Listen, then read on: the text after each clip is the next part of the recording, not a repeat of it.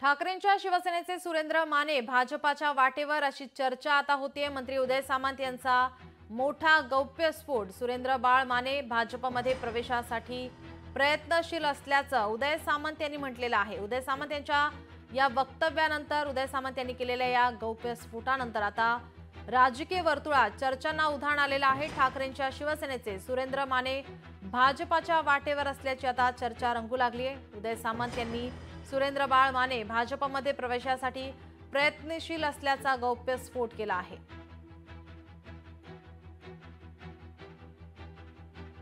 आपले प्रतिनिधी अविनाश आपल्यासोबत जोडलेले आहेत। अविनाश, काय अधिकची माहिती?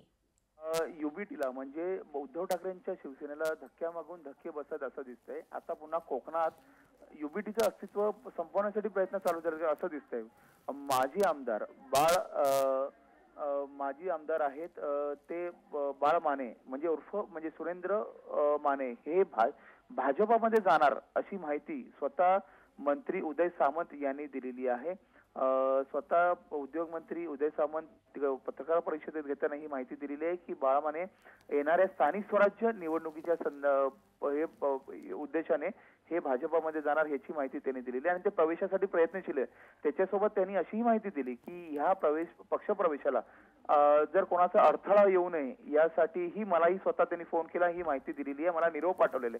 त्यामुळे कोकणात होणारा काही बदल असेल किंवा युबीटीला जे धक्के बसणार हे आता स्थानिक स्वराज्य निवडणुकीत हे पाहावं लागेल आणि अजून दुसरे कोण मोठे नेते आहेत ते भाजपा किंवा शिवसेनेच्या शिंदे गटात जाणार आहेत का, हे महत्त्वाचं असणार।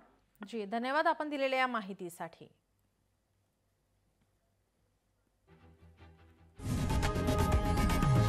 लोकशाही मराठी ऐका, पहा, जागरूक रहा।